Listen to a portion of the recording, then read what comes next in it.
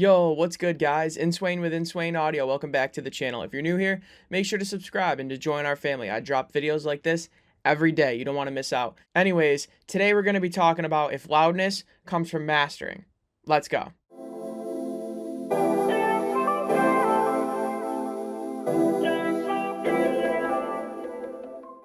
So this isn't a simple yes or no question, but if I were to pick, I would say no, not really. Loudness comes from mixing. How loud your song is going to be in the final stages of it is determined from mixing. What you do in the mix sets it up to be loud. Now, mastering is where you get the loudness, like where you achieve loudness and where you push it to be loud. But how loud you can go and how good it's going to sound and how well your mix is going to hold up is determined by pretty much everything you do in the mix, like 99%.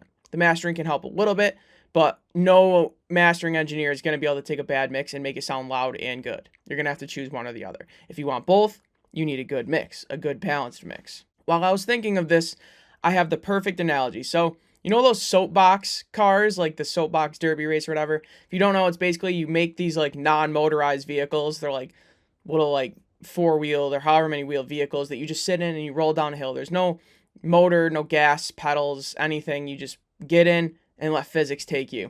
And they'll do races or time trials to see whose car is the best. And they might spend weeks or months or however long designing this car for the day of the race, where they just get in and then they're at the mercy of all the work they did before and they roll down the hill. Now, they have a steering wheel so they can steer a little bit, but it's mostly just comes down to the engineering of the vehicle.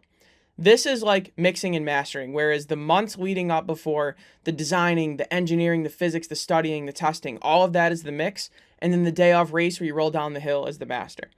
So if you design a good vehicle, you're going to win the race, right? Winning the race is getting a loud mix. If you take all that time and perfected the engineering, for pun intended or pun not intended, the engineering of a great vehicle, you're going to roll down the hill the fastest, right? You're going to get the loudest mix.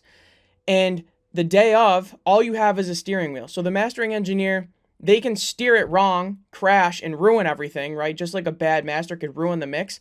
But all they have to do is just not crash, and it's going to cross the finish line. And they're not going to mess it up. So if there's a good mix, if there's a good vehicle, as long as they don't mess it up, they're going to win the race. They're going to be the loudest. So that's the analogy of all of the things you do before you get to the master determine how loud your master is going to be. The mastering engineer has very little say in that. Of course, a good mastering engineer knows what they're doing. And I would say, yeah, there's a little bit they could do, like 1%. I don't want to downplay it, but generally speaking, if you're wondering if loudness comes from the mix or the master, it all comes from the mix. And there's so many nuanced, detailed things that I could make a video on. But to say how to do it, there's a million different things you do. There is no one thing you do. But a good balanced mix is going to be louder than a non-balanced mix. And it doesn't really come from mastering. It comes from mixing. And I just wanted to share this analogy because I thought it was so perfect. And I hope that makes sense to you. Anyways, guys, Inswain with Inswain Audio. I'll see y'all tomorrow, man. Peace.